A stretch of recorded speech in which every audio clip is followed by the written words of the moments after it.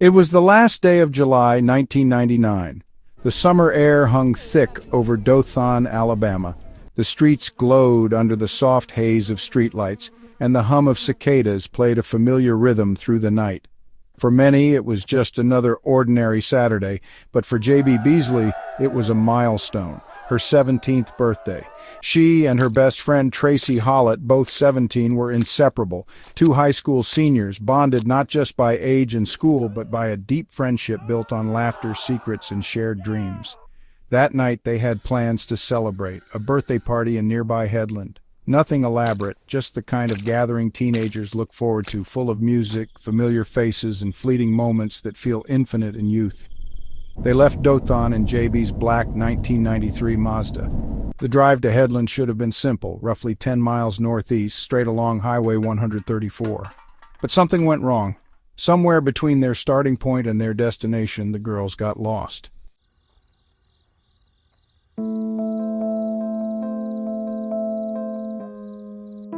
Details are scarce. The path they took became uncertain. What's known as this. Sometime around 11:30 p.m., a call was made. Tracy, on the other end of the line, spoke with her mother. Her voice was calm. She explained they were in Ozark, about 20 miles north of Dothan, and that they couldn't find the party. They decided to come home. A simple conversation, nothing alarming, but the unspoken thread in that call was finality. It would be the last time anyone ever heard from either girl. Hours passed. The night deepened, and silence grew heavier.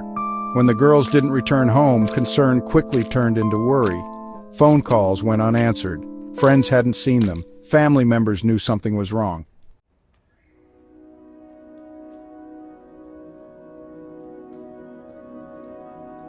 By the following afternoon, August 1st, the fear became reality. JB's black Mazda was discovered parked off a secluded dirt road in Ozark, partially hidden near the intersection of Herring Avenue and Deer Run Road. It was a quiet area, not far from the Ozark Civic Center, a place where the loudest sounds were usually birds, the rustle of trees, or the occasional passing car. But what investigators found there would haunt the community for decades. The car was locked. But inside the trunk, laying side by side, were J.B. and Tracy. Two young lives extinguished, two families shattered. Shock rippled through the town like a wave. People clung to disbelief, hoping the details were wrong, that some mistake had been made. But there was no mistake. It was real, and it was brutal. Both girls were fully clothed. There were no immediate signs of a struggle in the car, but JB had been shot in the head. Tracy's cause of death wasn't as immediately clear, though evidence would later suggest she may have been suffocated. There were no eyewitnesses, no known enemies, no motive. The questions came quickly, and they haven't stopped. Why were they in Ozark? Who did they meet, or who found them? Were they followed, lured, stopped? Every theory led to a dead end. Every lead faded into shadows. In the days that followed, investigators combed through the girls' lives, interviewing classmates, friends, anyone who might know something, but nothing stuck. It was as if the killer had vanished into thin air. The story gripped the community. It changed the way young people moved at night. It broke the illusion of safety that small towns often wrap themselves in. And for JB and Tracy's families, it began an endless cycle of grief, hope, and heartbreak. Birthdays passed without celebration, Christmases without joy. Parents clung to photographs and memories, desperate for answers that refused to come. And through it all, one question haunted every corner of the investigation: who would do this and why?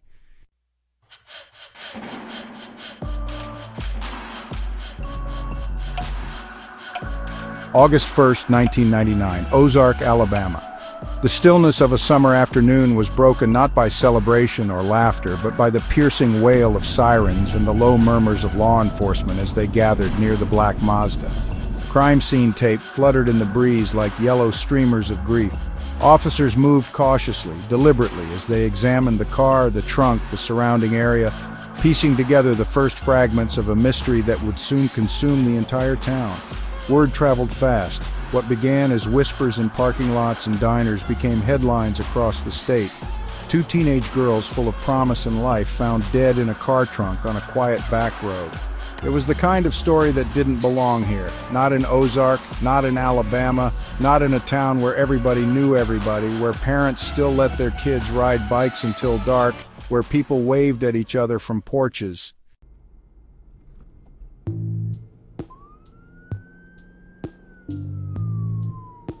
Law enforcement was quick to respond.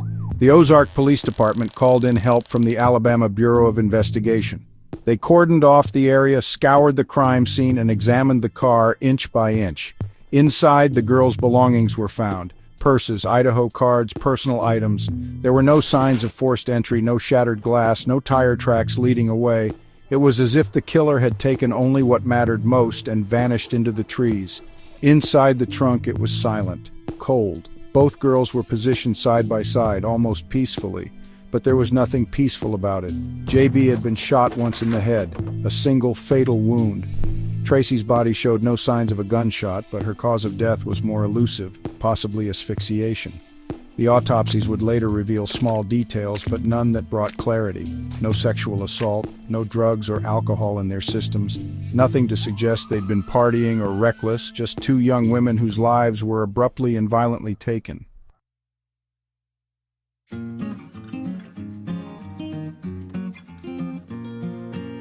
Detectives immediately turned to the last known movements. The call from Tracy to her mother was a vital clue. She had said they were in Ozark and trying to get home. But what had happened between that call and their final resting place? The timeline was thin, too thin. A gas station receipt placed the girls in Ozark just before midnight. They had stopped for directions or fuel, perhaps both. Surveillance footage showed them briefly inside the store, calm and unaware of any danger. That footage would later become one of the last living images of JB and Tracy. Two girls caught in the ordinary, unaware they were moving toward the extraordinary. The store clerk remembered them, friendly, polite, lost. They had asked for directions back to Dothan. The clerk had pointed them south, and then they left. The car was discovered less than a mile from that store. So what happened?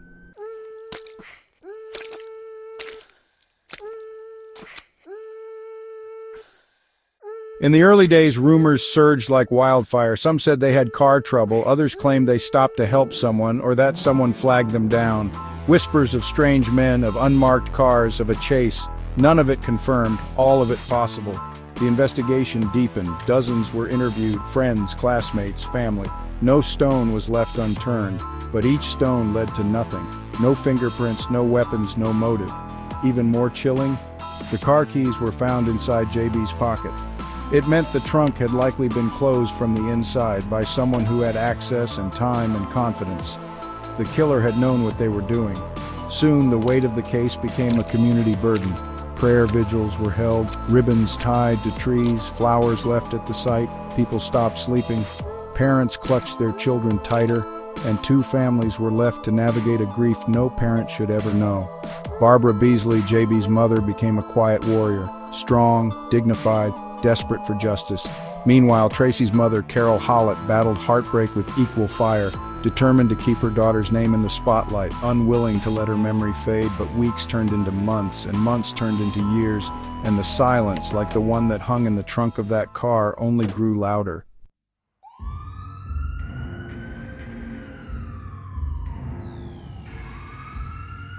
The case of J.B. Beasley and Tracy Hollett quickly became more than just a local tragedy. It became a haunting enigma. In the weeks following their deaths, the investigation dominated headlines across Alabama. News vans lined the roads near Ozark. Reporters spoke in hushed tones, their voices heavy with gravity, describing the horror that had unfolded in a place so ordinary, so unsuspecting. And then, just as quickly as it had exploded into public consciousness, the story began to slip. Leads dried up, tips slowed, the momentum of the investigation, once urgent and driven by adrenaline, began to sputter. Detectives kept digging, but every new direction brought them back to the same haunting truth. There was no suspect, no motive, no confession. The case went cold. In time, new stories replaced old ones. Tragedies elsewhere drew attention away. But in Dothan and Ozark, the pain never dulled. It lingered like smoke after a fire, less visible but still choking.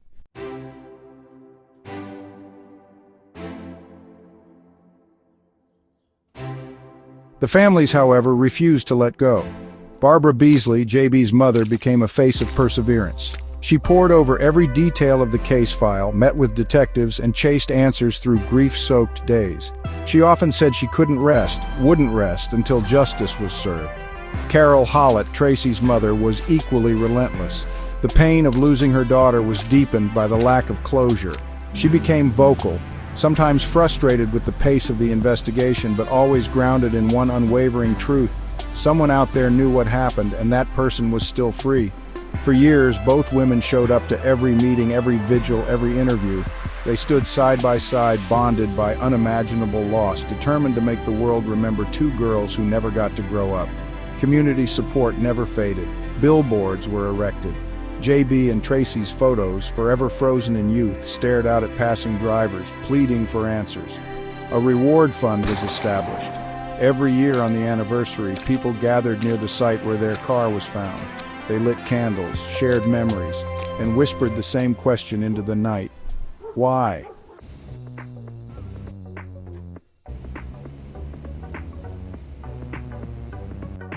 Time moved forward, but the case did not. DNA evidence had been collected, carefully preserved, even as technology continued to evolve. Forensic testing in 1999 had limitations, but hope began to build around one idea. Someday, science would catch up. And then came the near misses, false leads, hopes raised, then dashed. In 2005, investigators announced they were testing new DNA evidence, a possible break. But again, nothing conclusive. In 2009, a man was arrested, his DNA matching a partial sample from the scene. The community held its breath, but within days the charges were dropped. The sample had degraded. The match was inconclusive, another dead end. The years dragged on. What began as a horror story evolved into a ghost story, a cautionary tale, a case studied by students of criminal justice, watched by armchair detectives on message boards, and whispered about in gas stations across southeast Alabama. But to the families, it was never just a mystery, it was personal. And their daughters' names remained etched in time, frozen at 17, forever young, forever waiting. And then, almost 2 decades later, everything changed.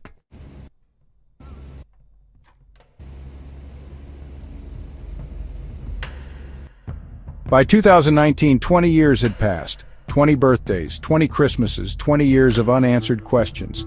For many, the case had long faded into memory. But for the families of J.B. Beasley and Tracy Hollett, it remained as present as ever. Each year added a new layer to their grief, but it also sharpened their resolve. They had learned to live without their daughters, but not without hope. That part never died. In the background, quietly, technology had been evolving. DNA testing, once limited to comparisons within criminal databases, had grown more sophisticated. A new tool emerged, genetic genealogy. It had already cracked several high-profile cold cases across the country, matching unidentified DNA samples with distant relatives through public genealogy websites. In early 2019, the Ozark Police Department made a decision that would change everything. They sent a degraded DNA sample, originally recovered from the crime scene in 1999, to a private lab specializing in genealogical matching. It was a gamble. The sample was small, and the odds were uncertain. But weeks later, a result came back.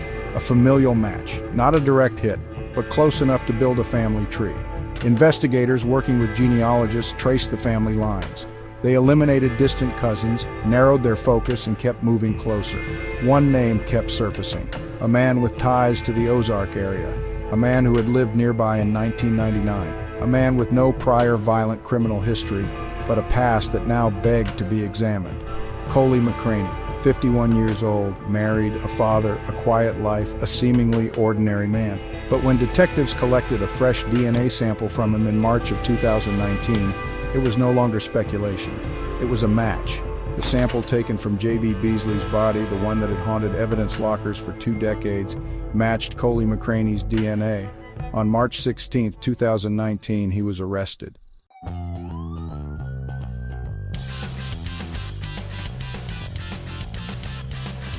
The news hit like a thunderclap. For those who had followed the case for years, it was surreal. A name never publicly tied to the investigation. A man who had never been on anyone's radar.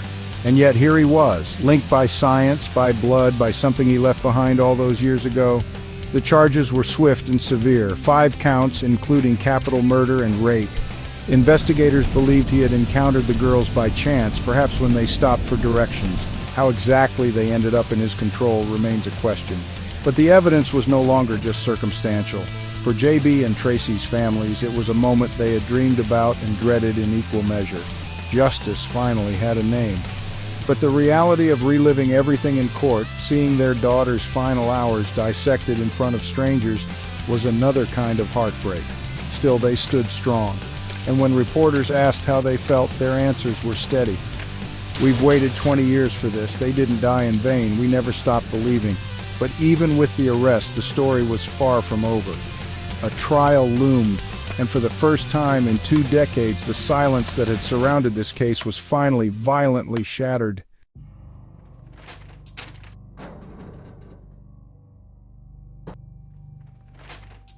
"2023, 4 years after the arrest, 24 years after the murders, the wheels of justice turned slowly, as they often do. After Coley McCraney's arrest in 2019, the case entered a new chapter, one filled with legal motions, pretrial hearings, delays, and headlines. It would take 4 long years before the trial would finally begin, but when it did, all eyes returned to Ozark. The small town braced itself. Reporters arrived once again. Families, now older and worn by time, prepared to sit through painful testimony. For JB and Tracy's loved ones, it was not closure. They knew better than to expect that. But it was something close. A chance, finally, to look into the face of the man accused of destroying their world. The courtroom was tense. Coley McCraney sat at the defense table, older now, with streaks of gray and a stillness about him. To the casual observer, he might not have seemed capable of the crimes he was accused of. But the prosecution wasted no time painting a different picture. They laid out the story in cold, precise detail. July 31st, 1999, 2 teenage girls, lost and vulnerable, ended up in Ozark. They stopped at a gas station, possibly for directions, maybe fuel. What happened next is a blank spot in time, but the prosecution argued McCraney crossed their path shortly after. Whether it was a chance encounter or something more calculated, they claimed he lured, forced, or coerced the girls off the main road down a quiet stretch of Deer Run Road. DNA evidence was the star of the trial. A sample collected from J.B. Beasley in 1999 matched Coley McCraney with overwhelming certainty, 99.9999% confidence. The evidence had sat dormant for years, but technology had finally caught up. This, prosecutors argued, was irrefutable proof he had been with the girls the night they died. The defense pushed back hard. They acknowledged the DNA, but they framed it differently. They claimed the encounter, if it happened at all, was consensual. They pointed to the lack of clear evidence showing how the girls were killed, and suggested the prosecution was building its entire case around a single piece of biological evidence. They questioned the integrity of the investigation, the chain of custody, the decades-long delay. They even implied that someone else could have been involved, perhaps another unknown man, lost to time. But the weight of the evidence was undeniable. The car, the trunk, the positioning of the bodies, the single gunshot wound to JB's head, the implication that Tracy may have been suffocated. There was no evidence of struggle, no frantic escape attempt. Whoever had taken them knew how to control the situation, and whoever that person was had left behind DNA. Testimony was emotional. Friends, family members, and law enforcement officials took the stand. Barbara Beasley and Carol Hollett, strong, composed, dignified, sat through every word. The courtroom heard Tracy's last known phone call to her mother. They saw footage of the girls at the gas station, alive just minutes before their deaths. And then, the closing arguments. The prosecution reminded the jury of the science, the silence, and the suffering. They spoke of 2 girls robbed of their futures and a man who had gone undetected for decades. The defense asked for doubt. They pleaded for context. But the truth was already anchored. The jury deliberated for just a few hours. When they returned to the courtroom, the air turned electric. Guilty, guilty on all counts. A wave of emotion swept through the room, tears, sobs, some silent, some sharp.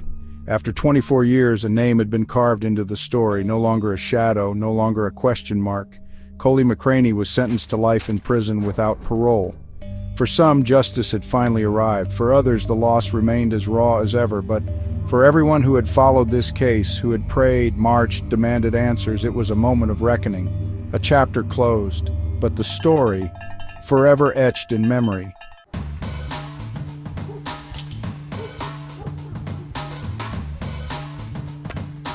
The courtroom is long since emptied.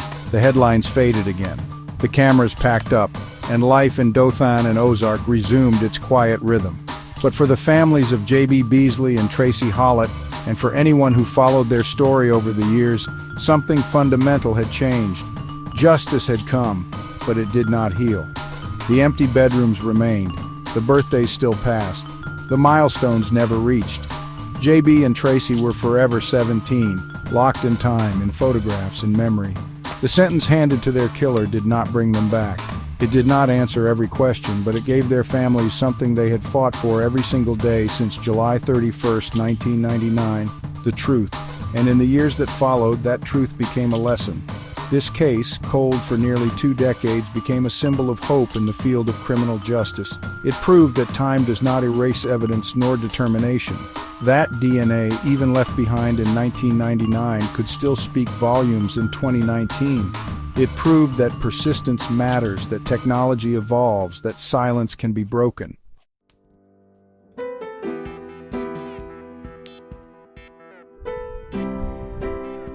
For Barbara Beasley and Carol Hollett, it became a mission.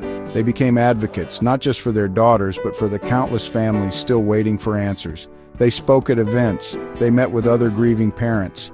They reminded the world that behind every headline is a story, and behind every victim is a voice worth fighting for.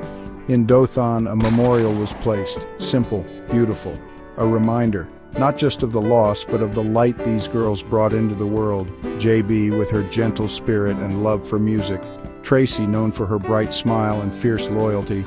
Their lives were not defined by the tragedy. Their story didn't end in the trunk of a car. It lived on through every person who remembered them, who said their names, who kept demanding the truth. In classrooms across Alabama, their case is studied. In conferences on forensic science, their story is cited. And in households across the country, parents tell their children to stay safe, not out of fear, but out of love. Because stories like J.B. and Tracy's change people. And maybe that's what remains. Not just the sorrow, not just the anger, but the power of what they left behind. The strength of 2 mothers who never gave up. The commitment of investigators who never stopped looking. The miracle of science catching up to justice. And the reminder that even in the darkest moments, when it seems like the world has forgotten, there is still a chance to be heard, still a chance to find the truth.